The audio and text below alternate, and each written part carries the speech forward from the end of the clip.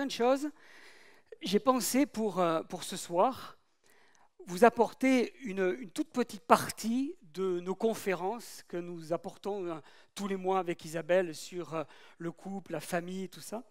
Et il me semblait intéressant de vous partager juste une bride. Alors, je ne vais pas tout dire, je ne vais pas tout partager parce qu'il y en aurait pour au moins 2-3 heures, mais ce n'est pas le but.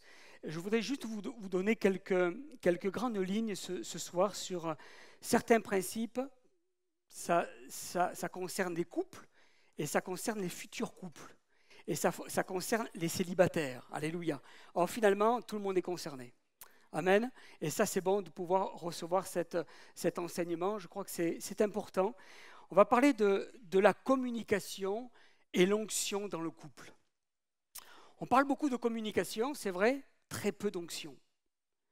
On ne parle pas beaucoup d'onction dans le couple, mais on va y venir en deuxième partie.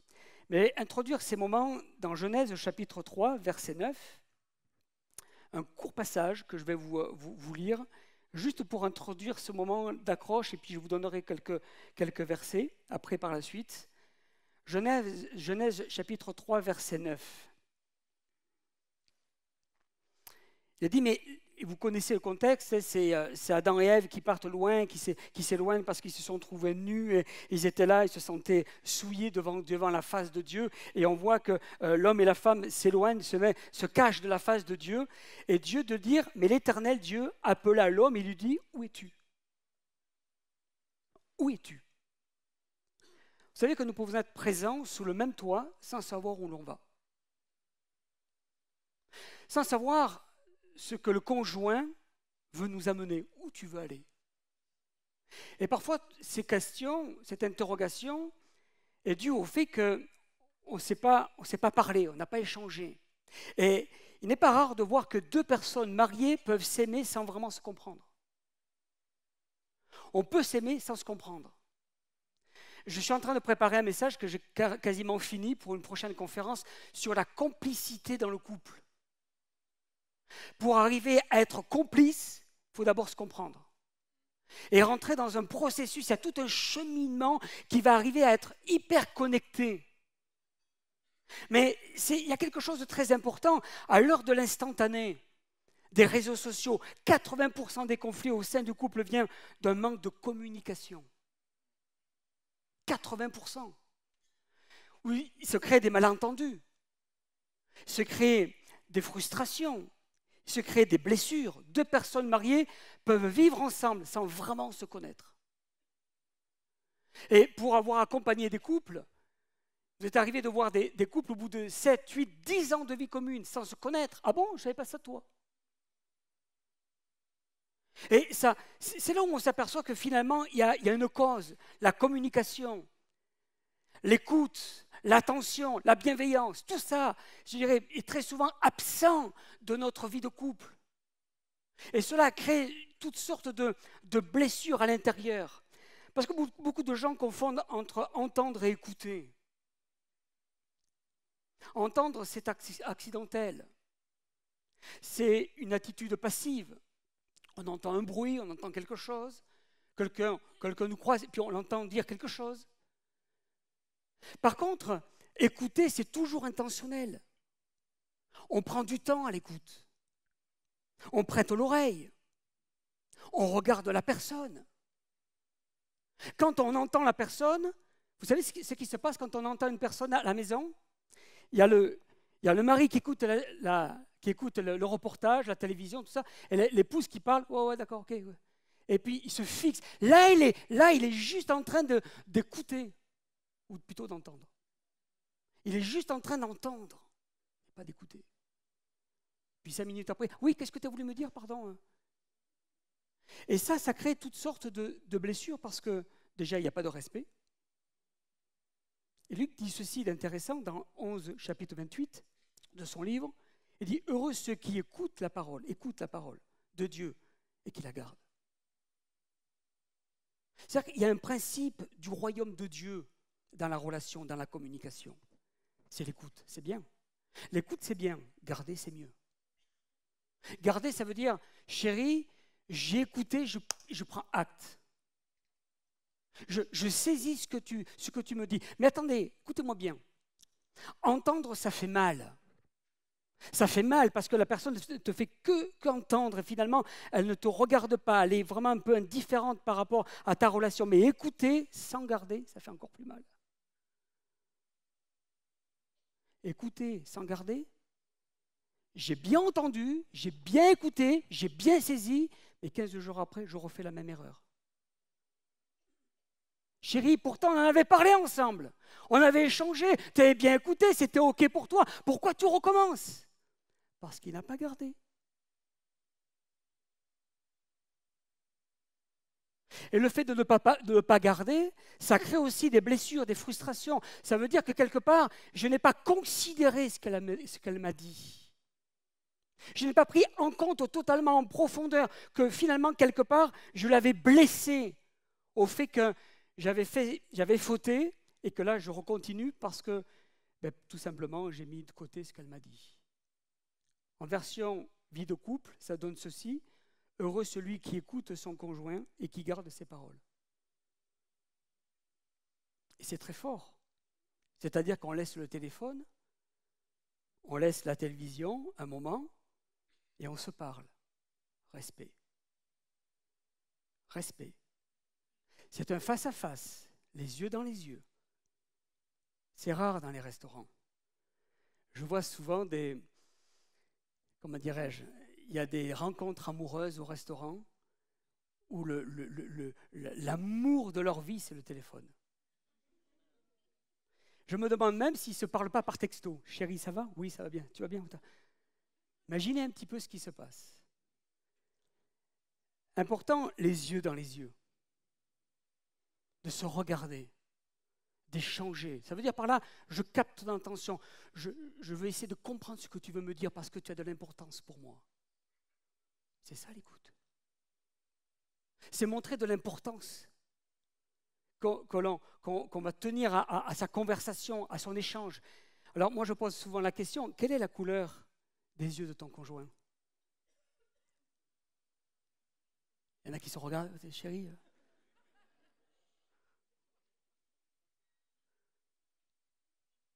Quelle est la couleur des yeux?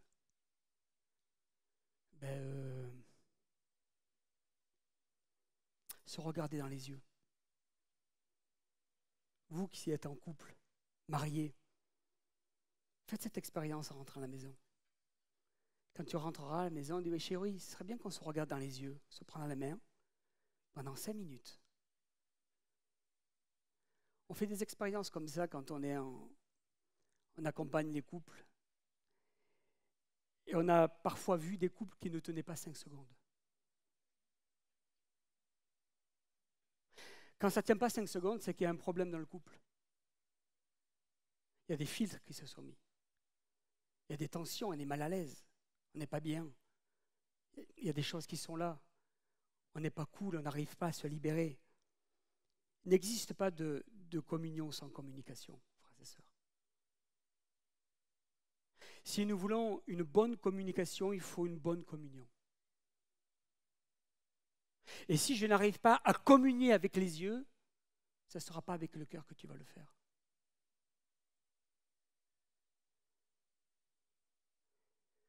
Et ça, ce sont des choses que vous qui êtes célibataires, enregistrez-le. Il faut vraiment saisir ces choses parce que c'est très important de réaliser cela. La communication, c'est l'échange. La communion, c'est l'union. C'est la connexion. C'est, je dirais, quelque chose de fort. Il y a une astuce que j'apporte souvent, c'est que la communication et communion, dans tout ça, vous avez l'adjectif commun, comme un accord. Accord commun. C'est-à-dire que dans la communication, on est en commun. C'est un échange, une relation où on va s'entendre. On va essayer de construire finalement cette entente d'un commun accord. On va faire un effort commun. Beaucoup de couples ne se comprennent pas parce qu'ils ne se respectent pas par rapport à ça. Ils ne se respectent pas. Le socle d'une vie de couple, c'est le respect. C'est le respect. Respecter l'autre, c'est quoi? C'est attendre qu'il explique jusqu'au bout ce qu'il a besoin de te dire, de ce qu'il a besoin de te parler, de ce qu'il a besoin d'échanger avec toi. Et combien de couples ne se respectent pas, on va le voir dans quelques instants. Le respect est la porte d'entrée à la communication. Une personne qui ne se respecte pas, ou qui ne respecte pas son conjoint, ne se respecte pas. Si tu ne respectes pas ton conjoint, tu ne te respectes pas, parce que la Bible nous dit qu'on est une seule chair. Elle, c'est toi. Toi, c'est elle. Et c'est ce que nous avons besoin de comprendre. Dans nos préparations de couple, nous abordons le sujet dont le thème est le suivant: je me marie avec ma meilleure amie. Mes meilleurs amis ne sont pas à l'extérieur quand je suis marié, c'est à l'intérieur. C'est-à-dire que la confidence, c'est à l'intérieur qu'elle se crée, pas à l'extérieur. C'est quelque chose de très fort. Il y a l'idée de respect de l'autre dans tout ça. Alors voici quelques signes. On a des exercices que l'on fait, bien sûr, et je voudrais vous les partager comme ça. Dans votre tête, vous allez y répondre. Mais voici quelques signes d'une personne qui entend au lieu d'écouter. Qui entend au lieu d'écouter. Quand mon conjoint me parle, mon esprit est ailleurs. Parfois, toujours, jamais. Notre question. Quand je ne suis pas d'accord, je me ferme à la discussion.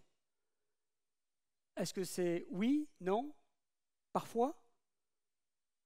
Est-ce que quand j'interromps mon conjoint avant même de finir sa phrase, est-ce que c'est oui, non, parfois? Est-ce que quand tu échanges avec lui, avec elle, tu le coupes pour essayer d'apporter tes arguments? Mais bien souvent, on tombe dans un piège en faisant ça. C'est que l'autre veut dire, mais attends, laisse-moi aller jusqu'au bout, tu vas comprendre. Ça vous parle, ça? Oui, parce qu'en la laissant aller jusqu'au bout, un, il y a respect, mais deux, on va comprendre ce qu'elle a voulu dire, et peut-être que ça évitera cette question. Je pense à la réponse que je vais donner pendant que mon conjoint me parle. C'est-à-dire que ça voudrait dire par là que si tu penses déjà à la question que tu vas lui poser, ça veut dire que tu n'écoutes pas ce qu'il est en train de dire. C'est ça, entendre. Ça, on est loin d'écouter. Quand on entend et quand on agit comme ça, on se blesse, on enlève des filtres, on brise la confiance, on rompt l'intimité. On ne peut plus discuter, on ne peut pas parler.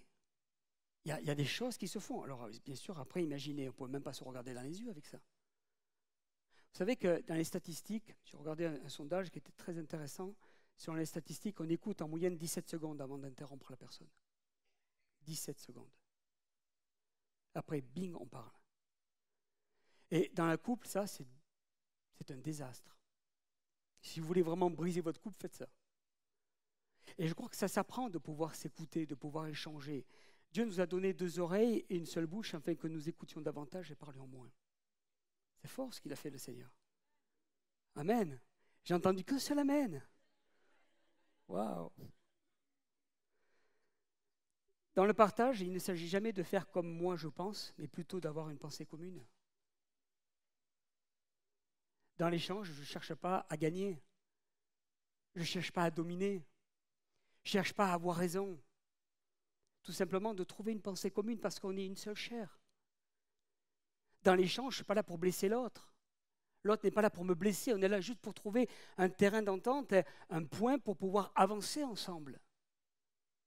Autrement, ça va être, je dirais, on va être en décalage dans notre relation et dans notre vie. C'est littéralement mettre en commun nos pensées, notre point de vue, nos émotions. Ça va très fort dans la communication, il y a quelque chose de très fort. Quelqu'un a dit ceci, le mariage est une longue conversation parsemée de discussions. Eh oui. Et on prend du temps pour ça. C'est quelque chose de capital. Autre point. Ce point, je pense que, comment dirais-je, ça va peut-être pas faire plaisir à certains.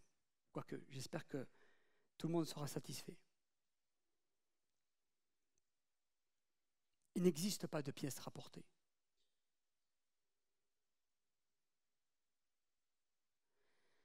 Ceux qui pensent ça en tant que chrétiens n'ont rien compris à ce que c'est le couple, la vie de couple, n'ont rien compris au message de Dieu. C'est anti-biblique. ça va à l'opposé des valeurs du royaume. Et je vais vous expliquer pourquoi.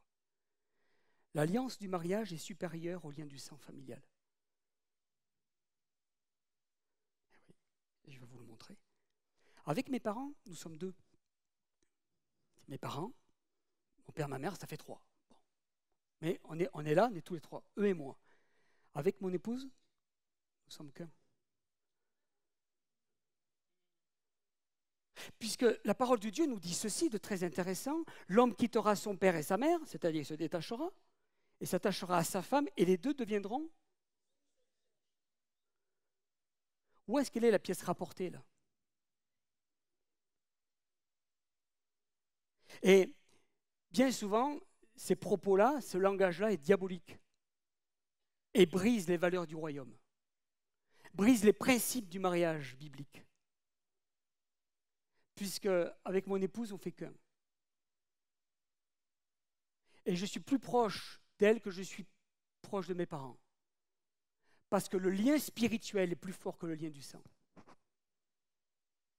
Le mariage est une valeur du royaume qui est beaucoup plus dense, beaucoup plus, je dirais, rapprochée que celui du sang. Les gens dans ce monde parlent du sang qui rapproche. Nous, c'est le royaume de Dieu qui nous rapproche. Ça change tout. Et ça, quand on voit les choses comme ça, ça nous recadre parce que rien ne doit interférer entre moi et mon conjoint, puisque je suis plus proche, la personne la plus proche de ma vie, c'est mon conjoint, c'est ma femme, c'est ma meilleure amie.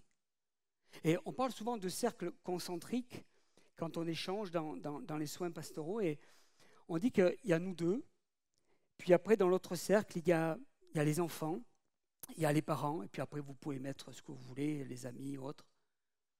Mais le plus important, c'est tous les 2. On n'est qu'une seule chair, mais on est 2 dedans. Et personne ne doit interférer. Et quand quelqu'un doit, entre guillemets, s'immiscer dans le couple, c'est tous les 2. On est d'accord pour que la personne vienne partager, échanger. Quand on a besoin d'un conseil de parents, on a le droit d'avoir des conseils, des retours. On a le droit. Mais c'est après, tous les 2 qu'on va décider. Parce qu'on est une seule chair. Si je trouve un confident en dehors de mon couple, je crée une anomalie, un dysfonctionnement. Je brise quelque chose que Dieu a scellé. En me trompant de confident, je crée une insécurité dans le couple. Et parfois, malheureusement, dans le couple, certains conjoints parlent plus à l'extérieur qu'à l'intérieur. Et là, c'est une anomalie. Il y a un dysfonctionnement au sein du foyer. Alors, vous allez me dire, qu'est-ce qu'il faut faire avec tout ça? On va parler de l'onction. Parce qu'on ne parle pas d'onction dans le couple. On parle de l'onction dans l'église, l'onction dans la prédication, l'onction dans les chants, l'onction dans notre service. Et c'est vrai, l'onction est là, le Saint-Esprit est là pour agir de partout, mais avant qu'il agisse à l'extérieur, il faudrait bien qu'il agisse à l'intérieur. Et si on veut être efficace à l'extérieur, il faut qu'il le soit d'abord à l'intérieur. Si je veux être un témoin, il faut que je sois un bon témoin d'abord dans mon foyer, parce que ma première mission, c'est le foyer. Je veux être missionnaire, commence par ton foyer. Parce que c'est comme ça que ça marche. C'est pour ça que dans 1 Corinthiens, au chapitre 2, verset 10, il est dit ceci, car l'Esprit sonde tout, même les profondeurs de Dieu. S'il est capable de sonder les profondeurs de Dieu, alors nous. Et je pense que ça nous ferait du bien de se remettre en question et de laisser peut-être le Saint-Esprit agir en profondeur dans notre vie, en profondeur dans notre cœur. Sans onction, il est impossible de connaître l'autre selon le royaume de Dieu. Puisque c'est spirituellement qu'on s'est marié, devant Dieu, devant les hommes. Alors, si c'est spirituel, notre union, nous avons besoin de saturer notre foyer de spiritualité, d'onction, afin que ce soit au travers de l'onction que Dieu nous parle. Dans 1 Jean, chapitre 2, verset 27, il est dit « L'onction que vous avez reçue, chacun d'entre nous, de lui demeure en vous, comme son onction vous enseigne toutes choses, demeurez en lui selon les enseignements qu'elle vous a donnés. Nous avons besoin de recevoir cet enseignement du Saint-Esprit. L'onction que vous avez reçue de lui demeure en vous comme son onction vous enseigne toutes choses. L'onction de Dieu nous enseigne toutes choses. L'onction m'apprend à mieux me connaître. À mieux me connaître pour me comprendre. Écoutez-moi bien, l'onction m'apprend à mieux la connaître pour la comprendre. Si j'essaie de comprendre mon conjoint par la chair, ça ne sera par la chair qu'on va parler. Il y aura des disputes, des conflits, des incompréhensions, des doutes, des craintes, de l'insécurité. Nous avons besoin de l'onction dans notre foyer. Si je veux comprendre l'autre, ça sera au travers de l'Esprit de Dieu dans ma vie que je vais comprendre mon conjoint. Mais plus que cela, ça va me permettre aussi de me comprendre, parce que le Saint-Esprit va sonder mon cœur. Va me montrer si je ne suis pas orgueilleux, va me montrer si je suis à côté de la plaque, si je suis dans l'erreur, si je suis trop dur, si je suis trop catégorique, si je suis légaliste. Cet esprit va travailler mon cœur, va agir dans ma vie, afin que je puisse devenir vulnérable. Ouais, vulnérable. C'est ça qui est important. Quand Dieu unit un couple, la relation n'est plus humaine, mais elle est divine. Ça change tout. Marc 19, il est dit que l'homme donc ne sépare pas ce que Dieu a joint. Parce que quand c'est Dieu qui joint les choses,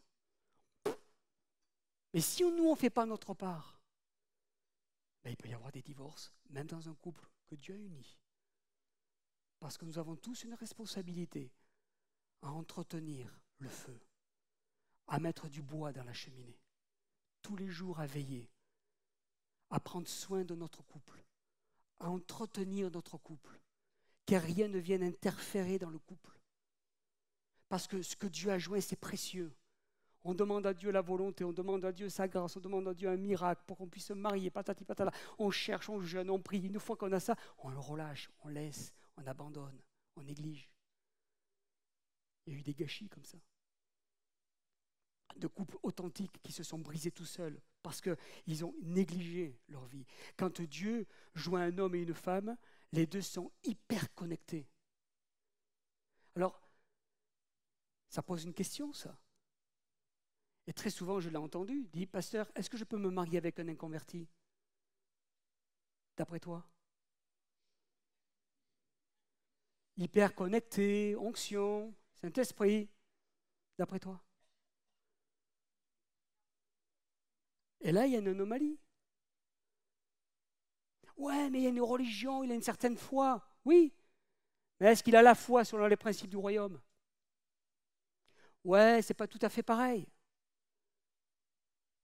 Il y a quelqu'un qui m'a envoyé un email récemment me demandant si elle pouvait se marier avec une personne qui a une certaine croyance, mais pas tout à fait plus athée que croyante. Et qu'est-ce que vous en pensez, pasteur?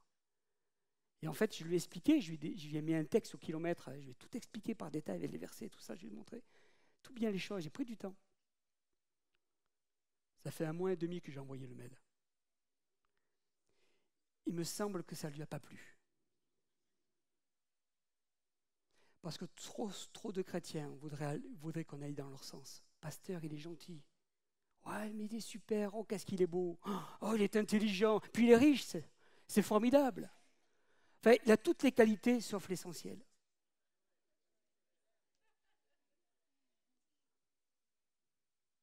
Allez vous entendre, vous, après, avec ça. Allez comprendre que, quelque part, il va y avoir un léger, je dirais même un grand décalage. Alors, dans 1 Corinthiens, chapitre 6, verset 9, ne savez-vous pas que votre corps est le temple du Saint-Esprit qui est en vous? À partir du moment où notre corps est le temple du Saint-Esprit, il y a quelque chose qui est très important dans la communication, dans l'entente, c'est le langage du corps. On n'en parle pas beaucoup, mais c'est important de pouvoir le souligner quelques instants. Le Saint-Esprit dans nos relations intimes aussi. C'est-à-dire que le Saint-Esprit ne va pas dire, bon écoutez, vous êtes entre vous, les mariés, les chéris, hein, hommes-femmes, vous allez avoir votre petite relation intime. Bon, ben, je vais vous laisser dans votre chambre, hein, je reviendrai tout à l'heure. Ah non. Le Saint-Esprit est avec nous, dans notre cœur. Il ne va pas se retirer au moment où on a cette relation intime. Pourquoi je vous dis ça? Je dis ça parce que combien de foyers, d'hommes, de femmes, de couples qui se blessent avec ça. Une sexualité épanouie, c'est une sexualité saturée d'onction. On ne blessera pas l'autre. Elle ne sera pas blessée, il ne sera pas blessé, elle ne sera pas frustrée, il ne sera pas frustré. On va hyper connecter spirituellement et on va se comprendre pour pouvoir respecter l'autre dans la relation intime. Négliger son corps, c'est négliger l'esprit qui est en nous.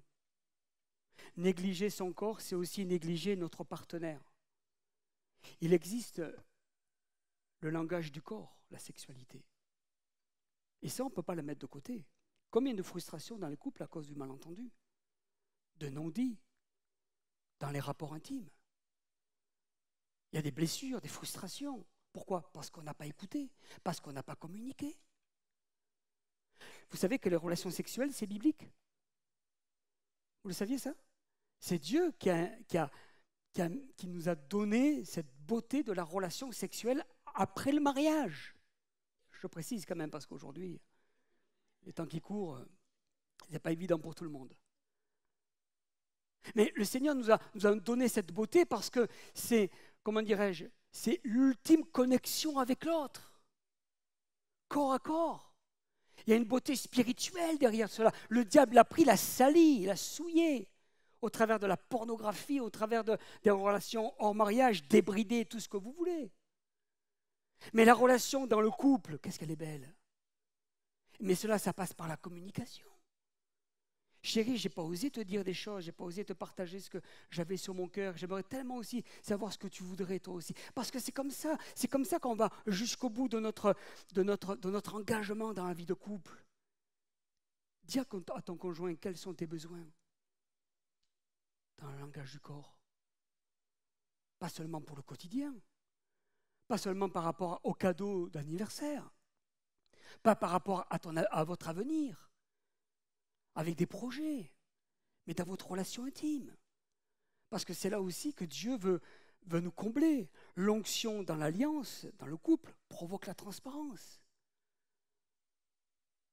Et n'allez pas me dire, mais je suis pudique, parce que si tu es pudique là, ou tu ne l'es pas, ça va poser problème. Si tu es pudique dans ton propre couple, comment elle va savoir que tu as des besoins, tu as des attentes? Et l'inverse est pareil.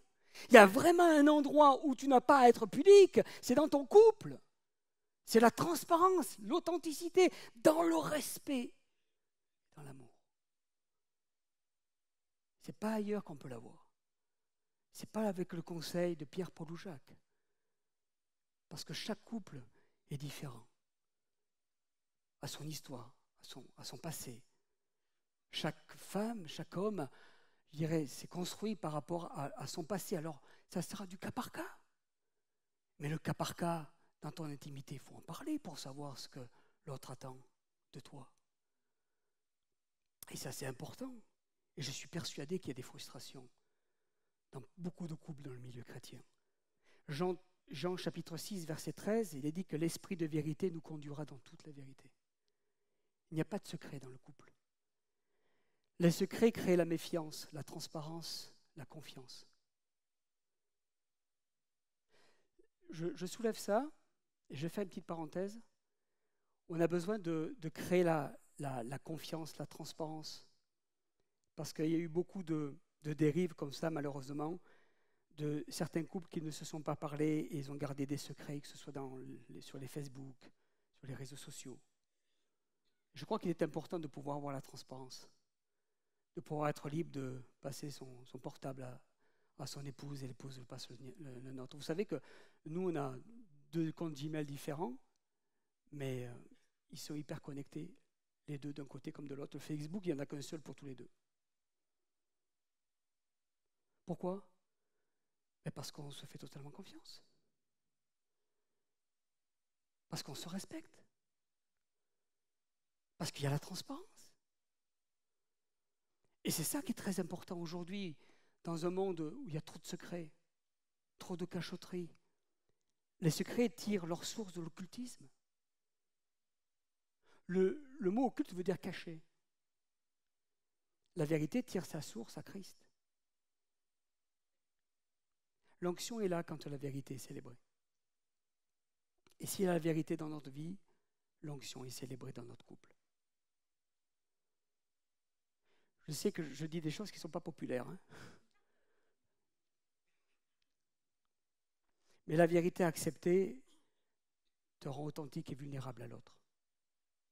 Si tu acceptes la vérité de Christ, elle te rendra authentique et vulnérable. La vulnérabilité brise les filtres pour écouter l'autre. Si tu es authentique, vrai, les filtres ne seront plus là, les tensions ne seront plus là. Et on pourra écouter l'autre, on pourra le respecter. Les filtres nous amènent à entendre, pas à écouter. Je vais bientôt terminer. Un couple sous l'onction est un couple en bonne santé parce qu'ils se comprennent par l'Esprit de Dieu. Oui, c'est par l'Esprit de Dieu qu'on se comprend. Parce qu'on reçoit la même pensée de Dieu. Parfois, c'est marrant de pouvoir agir comme on agit, mais beaucoup de couples, je sais, ils agissent comme ça. On a notre temps avec le Seigneur, on prie, puis on reçoit des paroles, et puis après, quand on partage, on se retrouve avec la même pensée. En fait, le Saint-Esprit est venu nous parler à chacun pour qu'on se connecte, qu'on se comprenne de suite. C'est pour ça que l'onction est capitale dans le couple. C'est pour ça que l'onction est indispensable dans notre relation, je dirais, avec son conjoint. Jean 16, 13, il a dit « L'Esprit ne parlera pas de lui-même, mais il dira tout ce qu'il aura entendu du Père, il vous l'annoncera. » Et ça commence par le couple, ça. Tous ces versets commencent par le couple. D'abord dans ta vie personnelle, mais après dans le couple, il faut que tu l'intègres parce que ces versets ne sont pas seulement pour les autres. En dehors du couple, non. L'Esprit ne parlera pas de lui-même, mais il dira tout ce qu'il aura entendu du Père, il vous l'annoncera. Trop de divergences, c'est l'Esprit qui n'est pas consulté. Quand il y a trop de désaccords dans le couple, c'est l'Esprit qui est désaccordé entre vous. S'il y a trop de conflits, c'est que l'Esprit est blessé, l'onction est désactivée. Et puis après, il y a la surenchère. Éphésiens 4,30, n'attristez pas le Saint-Esprit de Dieu par lequel vous avez été scellés. Vous comprenez que ça doit nous parler, ça. Ça doit nous interpeller parce que les conflits, il y en a. Et comme il y en a de conflits. C'est pour ça qu'il est dit dans Éphésiens 4,3, cherchez toujours à rester unis par l'Esprit Saint. C'est lui qui vous unit en faisant la paix entre vous. Là, il ne parle pas qu'à l'Église. Il parle aussi entre nous, frères et sœurs. Mais frères et sœurs, c'est aussi le couple. Alors, si dans le couple, il y a une division, si dans le couple, il y a une tension, Éphésiens 4.3 est là pour nous régler l'affaire. Le Saint-Esprit va nous parler. Cherchez toujours à rester unis par l'Esprit Saint. Ça va changer beaucoup de choses. C'est lui qui vous unit en faisant la paix entre vous. C'est-à-dire que l'onction nous apprend à faire la paix entre nous, à nous pardonner. L'onction nous apprend à nous pardonner, à régler les choses entre nous. Je vais vous expliquer, je vais vous raconter une histoire vraie. On raconte l'histoire d'un roi qui punissait ainsi les meurtriers. Il dépouillait le coupable de ses vêtements ainsi que sa victime. Puis il faisait attacher le corps mort au criminel dos à dos, peau à peau. Au fur et à mesure que le corps commençait à se décomposer au fil des heures et des jours, l'homme vivait, tombait malade et finissait par mourir. Bien des gens portent ainsi des cadavres sur leur dos et les résultats sont désastreux. C'est ça le non-pardon. Quand on ne se pardonne pas dans le couple, on porte un cadavre qui au fur et à mesure va nous décomposer et va nous amener à la mort. Nous avons besoin vraiment de réaliser que Dieu il est là pour nous construire. L'onction n'accuse pas, il construit. L'onction libère le couple dans sa relation. C'est pour ça qu'il est dit ceci, l'onction guérit ceux qui ont le cœur brisé. C'est Jésus qui en parle, qui guérit ceux qui ont le cœur brisé. Luc chapitre 4, verset 18, l'Esprit du Seigneur est sur moi pour guérir ceux qui ont le cœur brisé. Peut-être dans votre couple, vous vous êtes brisé, vous vous êtes fait du mal. C'est peut-être l'occasion de vous pardonner mutuellement. Ne pas chercher à savoir qui a tort, qui a raison. On s'en moque en fait. Aujourd'hui, on est dans une situation où on a besoin de sauver notre couple. L'onction affermit la relation. L'onction va affermir après tout cela entre vous. Parce que c'est comme les deux maisons, l'une sur le sable, l'autre sur le rocher. Il va consolider finalement notre vie de couple afin que nous puissions grandir, évoluer, avancer, je dirais, dans l'œuvre de Dieu. L'onction me rapproche de mon conjoint. L'onction nous fait tomber d'accord. L'onction transforme mon caractère selon Dieu. Il va enlever la colère. Il va enlever la violence. Seigneur, pourquoi je suis en colère? Pourquoi j'ai des réactions comme ça? Ce n'est pas normal. Ça veut dire que j'ai besoin d'aller chercher la face de Dieu pour que Dieu vienne m'apaiser, que l'huile et l'onction viennent guérir mon cœur, pour ne pas blesser mon conjoint. Toujours penser conjoint, pour pouvoir la bénir. Dans la mesure où tu vas élever ton conjoint, elle va te faire briller. On pourrait parler de la culture de l'honneur dans le couple. La culture de l'honneur, c'est essentiel dans la vie de couple. Mais pour cela, il faut d'abord commencer à se parler, à échanger ensemble. L'onction protège notre couple et les enfants des dangers. Combien de fois Dieu nous a parlé pour nos enfants? Où Dieu nous a montré des dangers qu'il y avait particulièrement sur un de nos fils, où le diable était en train de le tuer à petit feu. Et le Seigneur nous a montré la révélation, nous a révélé les choses, tous les deux. C'est pour ça qu'il est important d'être hyper connectés tous les deux, pour se comprendre, pour échanger ensemble, pour prier, pour recevoir les révélations de Dieu. Plus que ça, dans la vie de couple, dans la relation de couple, on est capable de se prophétiser. Dieu va nous donner des paroles pour pouvoir apporter une parole de connaissance ou quelque chose à mon conjoint. Ce n'est pas qu'aux frères et sœurs qu'on va donner une parole prophétique. Ce n'est pas qu'aux frères et une sœur à l'église. Mais au sein de mon couple, je vais prophétiser sur mes enfants. Et je ne me suis pas gêné toutes les fois où Dieu m'a parlé pour mes enfants, j'ai libéré la parole. Eux-mêmes ont libéré. Jonathan a libéré une parole sur notre vie. C'est-à-dire qu'à partir du moment où on laisse le Saint-Esprit agir, le foyer est saturé de sa présence. Et quand il y a un conflit ou une incompréhension ou quelque chose qui vient, eh bien, de suite, il y a l'intervention de Dieu sur notre cœur qui va nous permettre de régler le problème afin d'éviter d'être offensé ou d'offenser l'autre. Si tu es offensé, règle le problème de suite, n'attends pas demain. Si tu offenses, là aussi, règle le problème. L'onction protège notre couple. Mais l'onction me donne aussi vraiment d'aller beaucoup plus loin dans le Seigneur. Conclusion, je vais terminer là.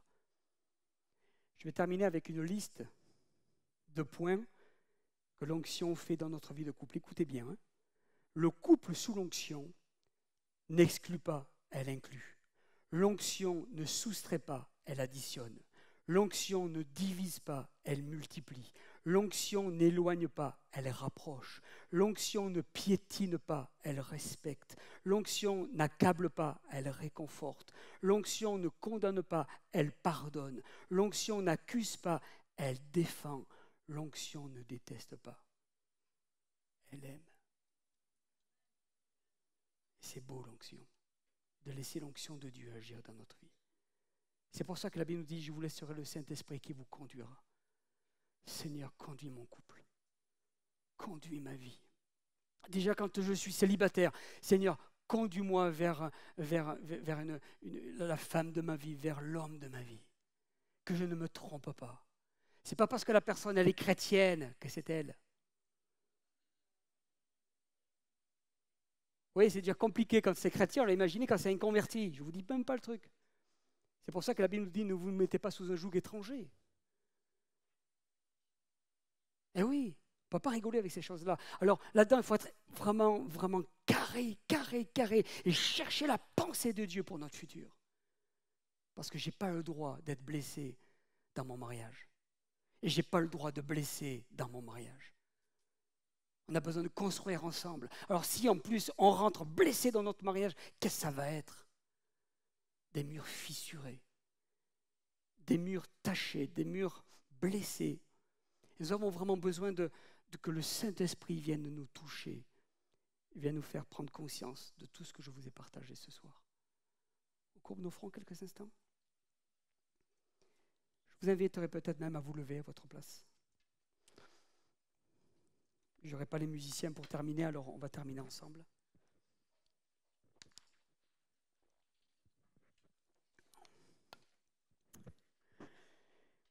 J'aimerais qu'on puisse élever tous la voix, peut-être pour chacun d'entre nous, ou pour l'Église, pour les besoins, et combien les enjeux sont là. Le diable, il a une mission, c'est de frapper d'abord les couples. Il veut casser les couples. Il veut briser les couples. Et c'est pour ça que les statistiques sont affolantes. Il y a autant de divorces dans le milieu séculier, dans le milieu chrétien. À cause de ça. Parce qu'on n'a pas tenu compte de tous ces facteurs, communication, onction et autres. Et je voudrais vraiment qu'on puisse prendre conscience ce soir qu'il y a des enjeux spirituels sur nos vies. Tu as de la valeur aux yeux de Dieu. Mon frère, ma sœur, ton couple a de la valeur aux yeux de Dieu. Il est tellement précieux ton couple qui te dit si tu ne veilles pas, tu es en danger. Et je voudrais te dire, toi qui es célibataire, prends conscience de toutes ces choses dans ta vie. Sois carré dans ton engagement. Tu testeras cette relation avant le mariage. Il faudra vraiment que tu éprouves cette relation avant le mariage pour que tu ne sois pas là à te tromper. Ce n'est pas parce qu'elle est chrétienne, qu'elle aime le Seigneur, qu'elle sert Dieu et tout ce qui va avec. Il n'y a pas que ça. Il y a tout ce qui va, je dirais, en plus de tout ça. C'est vraiment que le Seigneur puisse te donner ce feu vert dans cette relation en la testant dans ce qu'il y a de plus profond. Que vraiment le Seigneur vienne te toucher ce soir. Qu'il vienne nous toucher chacun d'entre nous. Célibataires, futurs couples, les couples. Que nous puissions peut-être maintenant élever la voix ensemble. J'aimerais que nous puissions élever la voix ensemble pour ce sujet comme il est important. Que Dieu vienne nous toucher ce soir. Que Dieu vienne agir dans la vie, alléluia, de ces couples, ces futurs couples. Que Dieu pose sa main. Plusieurs futurs couples vont se marier là, à la fin de cette année et toute l'année 2020. Il y a tellement de beaux projets qui vont prendre place. Alors commençons à élever nos voix ensemble. Seigneur, nous voulons te bénir, nous voulons te rendre grâce, te remercier. Seigneur Jésus, alléluia, que vraiment tu viennes agir puissamment, Seigneur Jésus, parce qu'il y a des défis spirituels, parce que Seigneur, il y a des enjeux spirituels, Seigneur, au sein des foyers. Seigneur, nous savons que le diable veut viser, veut casser, veut briser, veut détruire, veut disqualifier les couples qui sont là. Et Seigneur, nous voulons te prier ce soir, afin que tu les gardes, afin que tu les protèges, afin que tu les entoures de toi, alléluia. Seigneur, manifeste-toi dans nos vies, donne-nous à être aiguisés, Seigneur, dans ta présence, être alignés avec le cœur du Père, le cœur du Roi des Rois, avec le cœur de Jésus, Amen, le Fils du Dieu vivant. Seigneur, manifeste-toi ce soir. Seigneur, nous voulons vraiment confronter les œuvres de l'adversaire.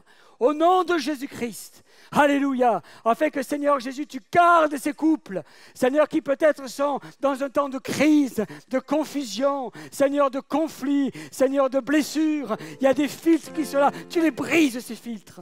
Tu brises, Seigneur Jésus, ces conflits qui sont là au sein de ces couples, ces non-dits, Seigneur, ces malentendus. Seigneur, révèle-toi, touche ce soir, au nom de Jésus-Christ. Et que Seigneur vienne s'installer au cœur, au centre de ce foyer, le pardon divin. Seigneur Jésus, et que suite à ce pardon, tu viennes, Seigneur, déposer ton onction. Seigneur Jésus, l'onction qui vient du Père et qui parlera de la part du Père pour nous parler à notre cœur. Seigneur, cette onction qui va nous permettre d'être intimes à tous les niveaux de notre relation. Seigneur, je veux te prier pour les célibataires. Seigneur, tu vois les enjeux qui sont sur leur vie. Tu vois, Seigneur Jésus, combien le diable voudrait les tromper pour certains, les flouer.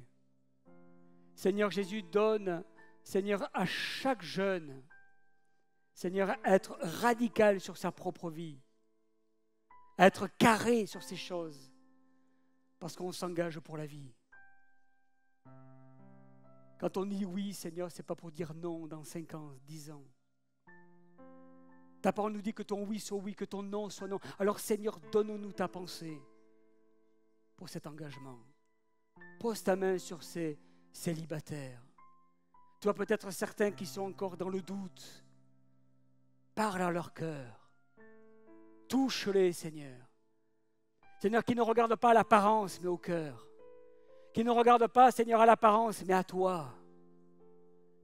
Que tu leur donnes, Seigneur Jésus, à regarder selon les principes du royaume de Dieu. Seigneur Jésus, avec l'onction de Dieu, avec le regard divin. Qu'ils puissent se projeter, divinement parlant, dans leur futur engagement de couple. Seigneur, tu touches ce soir. Seigneur, tu touches ce soir. Au nom de Jésus, tu touches ce soir. Pose ta main dans ce lieu. Pose ta main dans ce lieu. J'aimerais qu'on puisse prier tous ensemble parce que dans mon cœur, il y a une forte pensée. Il y a un couple ici dans ce lieu qui ont parlé de divorce cette semaine. Alors qu'ils n'y avaient pas pensé, ils étaient loin de penser à tout ça. Quand ils se sont engagés selon les principes de Dieu. Ils se sont aimés passionnément avec la présence de Dieu dans leur vie. Puis au fur et à mesure, ils se sont relâchés. L'homme a oublié de mettre le feu dans la cheminée. La femme a oublié d'entretenir cette cheminée. Et ils ont laissé s'éteindre ce qui était un feu dévorant dans leur vie. Et si ça parle à quelqu'un ce soir, j'aimerais vous demander de venir à l'issue de la réunion pour que je puisse parler avec vous. Parce que sachez une chose, c'est que Dieu vous aime. Et ce qu'il a mis hier devrait continuer à vivre aujourd'hui et demain. Qu'est-ce qui a fait qu'à un moment donné, il y a eu cette brisure, il y a eu cette fracture? Et Dieu veut panser les plaies ce soir sur ta vie, sur vos vies. Dieu veut agir en profondeur. Mais permettez que maintenant l'Église prie pour vous, parce qu'on vous aime aussi. On ne vous aimera jamais autant que Dieu, mais on vous aime. On veut vous chérir dans le nom de Jésus. Alors j'aimerais entendre l'Église maintenant élever la voix et commencer à crier au nom de Jésus. Parce que le diable veut essayer de briser quelque chose que Dieu a construit. Le diable veut diviser ce que Dieu a uni. Le diable veut essayer de casser ce que le Seigneur a construit. Alors nous voulons confronter l'œuvre de l'adversaire au nom de Jésus. Que l'homme donc ne sépare pas ce que Dieu a joint au nom de Jésus-Christ. Seigneur, tu touches ce soir ce couple. Seigneur Jésus, tu viens, Seigneur, sceller à nouveau, Seigneur. Oh Seigneur, ta présence dans leur vie au nom de Jésus. Tu viens briser, Seigneur Jésus, tous les malentendus, toutes les blessures, toutes les paroles destructrices. Seigneur, tu donnes la vie là où il y a la mort ce soir. Tu amènes les choses qui ne sont pas comme si elles y étaient au nom de Jésus. Tu touches maintenant, alléluia. Seigneur, nous réclamons, Seigneur, ce foyer, ce couple, Seigneur, qui t'appartient, amen. Nous ne voulons pas le laisser entre les mains de l'adversaire, mais nous voulons croire que ce soir, tu auras le dernier mot au nom de Jésus-Christ. Alors nous brisons, Seigneur, toutes les œuvres de Satan, toutes les œuvres du diable. Et nous croyons à un puissant pardon, puissante, Seigneur, restauration, au nom de Jésus-Christ de Nazareth. Et à toi revient toute la gloire. Amen. Et amen. Alléluia. Est-ce qu'on peut acclamer bien fort notre Dieu? Amen. Alléluia. Vive les célibataires. Vive les couples et les futurs couples. Amen. Que le Seigneur vous bénisse et que vous puissiez garder toutes ces paroles dans votre cœur. Amen. Voilà, bon retour à tous. Que Dieu vous bénisse et vous raccompagne dans sa paix et son amour. Bonne soirée.